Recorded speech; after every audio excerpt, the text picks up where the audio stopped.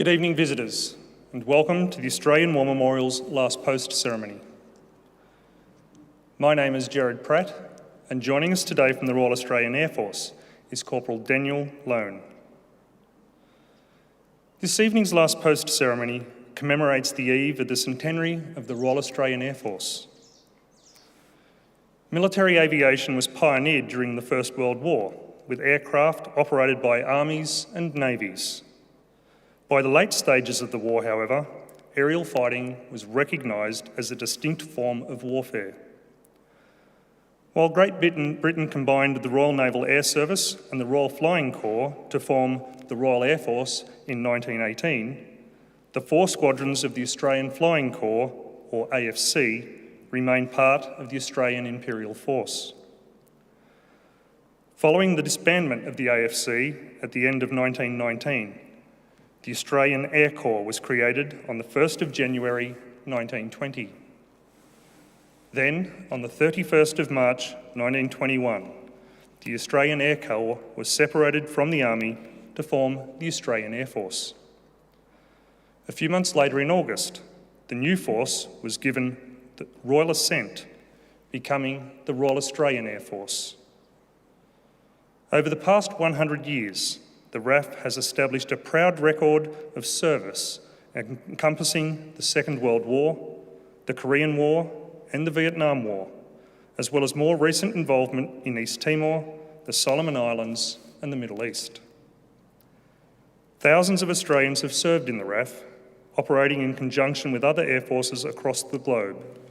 Inevitably, some have fallen. A photograph is displayed on the western side of the pool of reflection, which lists the names of 3,143 RAF personnel who have no known grave. Today, we pay our respects to the men and women commemorated here on the Roll of Honour and to the survivors who returned home. We warmly welcome the family of Air Mechanic William Henry Lord, whose story will be told shortly. We're honoured to acknowledge His Excellency General the Honourable David Hurley, Governor-General of the Commonwealth of Australia, and Her Excellency Mrs Linda Hurley.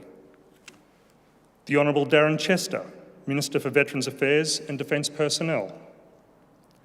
Air Marshal Mel Hupfeld, Chief of Air Force, and Mrs Louise Hupfeld, and all other Air Force personnel and dignitaries who are attending this evening's ceremony. We welcome the veterans who have served, those that are still serving, and the families that love and support them. We acknowledge the members of RSL Services Clubs Association, RSL Victoria and RSL Queensland, who are watching the broadcast of this ceremony from across Australia. During this evening's ceremony, wreaths will be laid at the base of the pool of reflection by family and visitors to the memorial. Australia's Federation Guard is the tri-service ceremonial unit of the Australian Defence Force. They provide a ceremonial presence at civil and military events and during visits to Australia by foreign dignitaries. The Guard will now dismount the catapult party from the tomb of the unknown Australian soldier.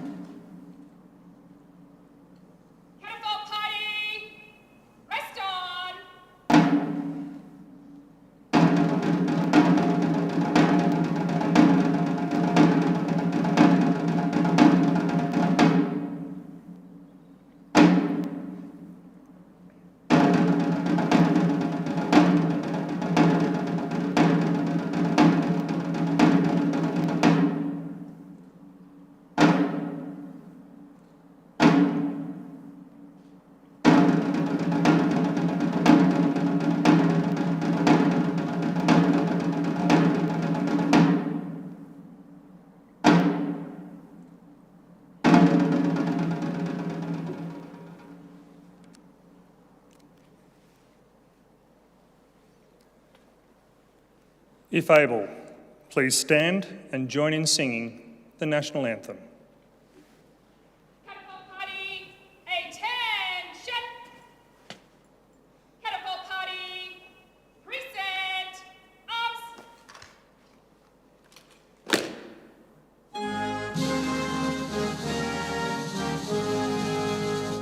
Australians, all let us rejoice, for we are one and free. We've golden soil and wealth for toil. Our home is girt by sea. Our land abounds in nature's gifts, all beauty rich and rare. In history's page, let every stage advance Australia fair. In joyful strains that let us sing, advance Australia fair. Catapult party, shoulder, arms. Catapult party, order, arms.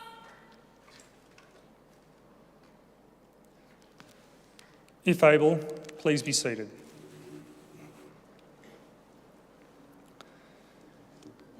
The Australian War Memorial was the vision of Charles Bean, Australia's First World War official historian. Bean landed with the Australian troops on Gallipoli and stayed with them at the front through until the end of the war. The idea of this national memorial and museum came to him at Pozières, France, in the depths of the bloody fighting of 1916.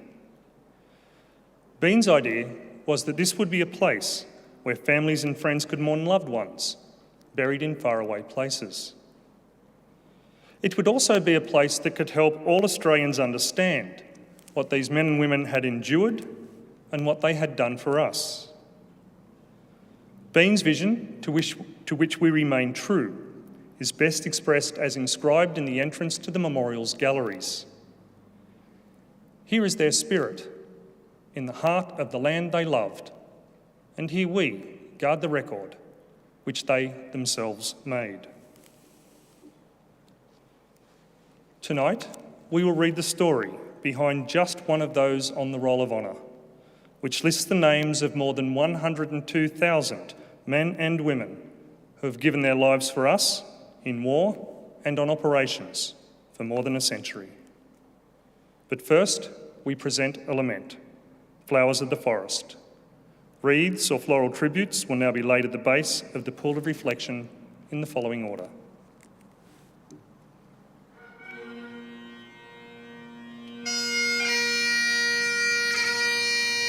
The first 4 wreaths will be laid by family of Air Mechanic William Henry Lord.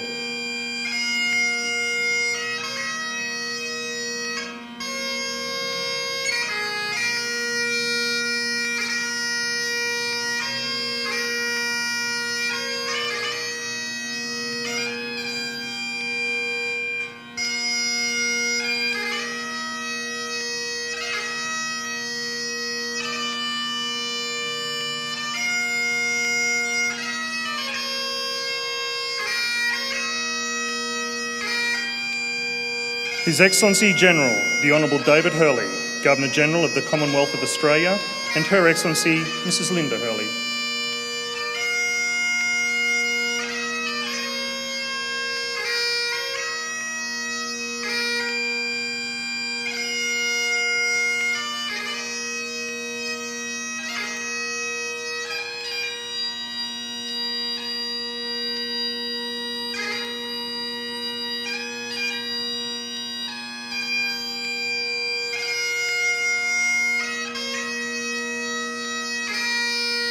The Honourable Darren Chester, Minister for Veterans Affairs and Defence Personnel.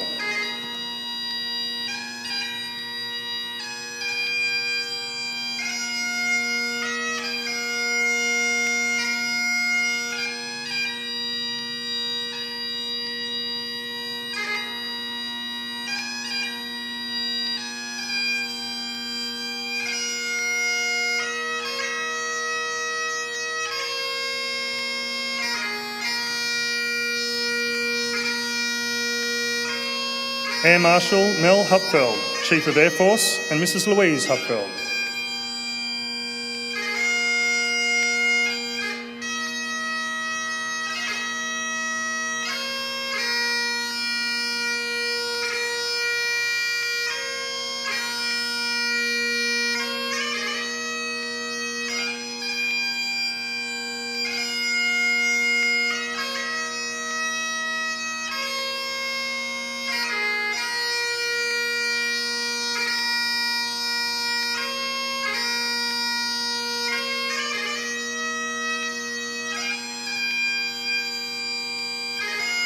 Warrant Officer of the Air Force, Fiona Grasby, and Leading Aircraft Woman, Ashley Briggs.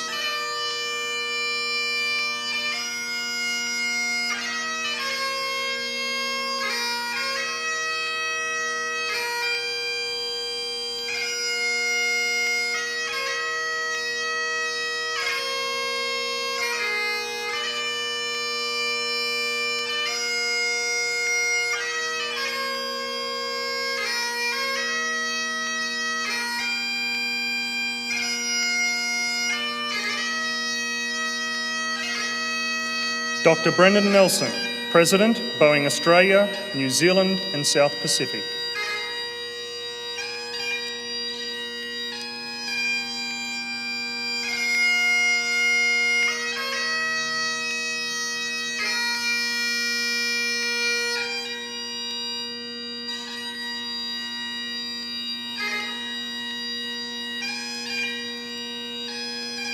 Mr. Carl Schiller, National President, Air Force Association, and Mrs. Sharon Bound, National Vice President, Air Force Association.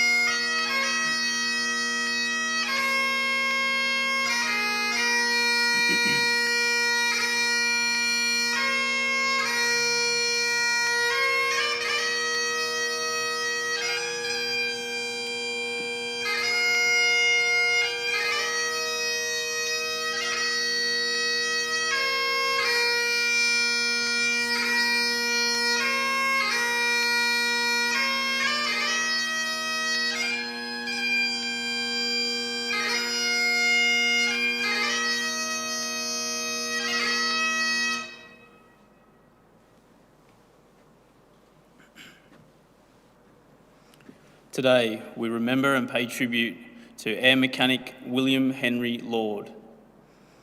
William Lord, known as Will, and his twin brother Hector were born in 1894 in Fitzroy North, the last of 4 children born to William and Delilah Lord. The boys grew up in Footscray and attended the local Hyde Street State School. After leaving school, Will went to work as a brass moulder, Hector as a motor mechanic. The pair were serving as signallers in the 66th Infantry Regiment when the First World War began in August 1914. In 1915, Will's parents moved to Point Cook. His father became caretaker of the Central Flying School, whilst his mother managed the cooking and the officers' mess tent. When news of the raising of the Mesopotamian half-flight was announced, Will and Hector were among the first to enlist at Point Cook on the 30th of March 1915. They were eagerly taken on strength as the unit's adjutant, Thomas White, already knew the boys who were well regarded at the camp. When the unit's complement was complete, it consisted of 4 officers and 41 other ranks. In April, just prior to embarkation, Will married Miss Annie Hogan, who was expecting a child. A son, Brian, was born in June. The Mesopotamian half-flight embarked from Melbourne on the 20th of April 1915 aboard the transport ship Maria. After a stop at Bombay, the unit disembarked in Basra, in the Ottoman-controlled Iraq, in late May. Pilots and ground crew were soon busy as the Anglo-Indian force, led by Major General Charles Townsend, advanced. When Amara was captured in June, the half-flight was moved there. In August, the half-flight was incorporated into 30 Squadron of the Royal Flying Corps. Continuing the advance, Townshend's force captured Kut in late September, inflicting heavy casualties on the Ottoman force. William was among the men from the half-flight who moved to Kut soon afterward. His brother, Hector, and other members appear to have remained in Amara. On the 21st of November, Townshend's force was checked at the Battle of Ctesiphon and was forced to withdraw to Kut. They were pursued by the Ottomans, who by early December had surrounded and besieged Kut.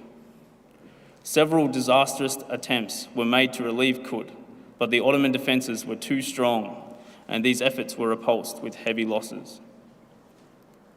After a siege lasting 147 days, Townshend surrendered his garrison of some 13,000 men, many of whom were starving and sick.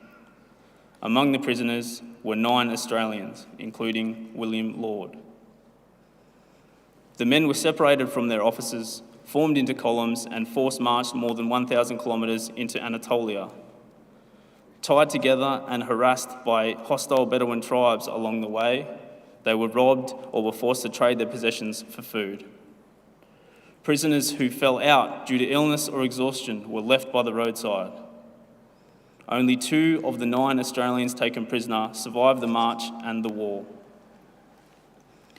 Lord made it as far as Adana, a journey of over 1,400 kilometres, when his health finally gave out.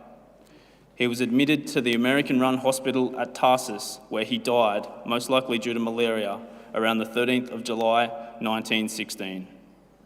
He was 22 years old. Initially buried in the hospital cemetery alongside Australians Francis Adams and Charles Smith, their remains were recovered after the First World War and reinterred in the Baghdad War Cemetery. Hector Lord survived the war and returned to Australia in 1919. William Lord's name is listed on the Roll of Honour on my right, among almost 62,000 Australians who died while serving in the First World War. The photograph displayed today beside the pool of reflection features the members of the Mesopotamian half-flight taken at Point Cook in April 1915. In this photograph, William Lord can be seen kneeling in the front row, second from the left. His twin brother, Hector, is also in the front row, kneeling fourth from the left. This is but one of many stories of service and sacrifice told here at the Australian War Memorial. We now remember Air Mechanic William Henry Lord, who gave his life for us, for our freedoms, and in hope of a better world.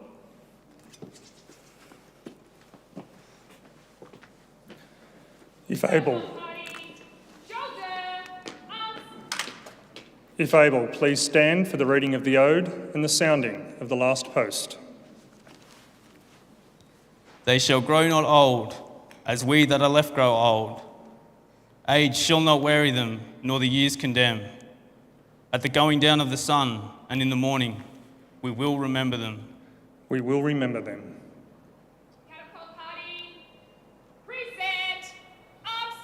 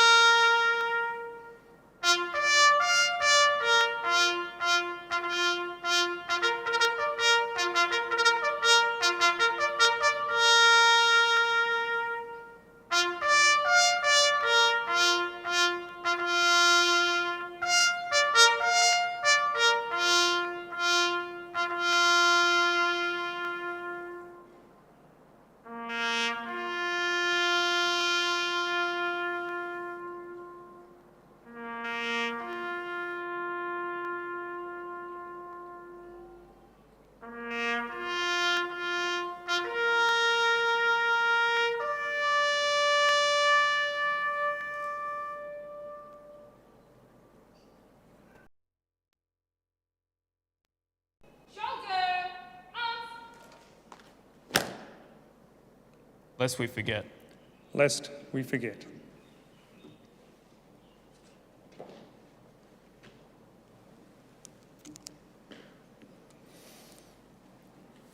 Catapult party, inwards, turn. Catapult party, quick, march.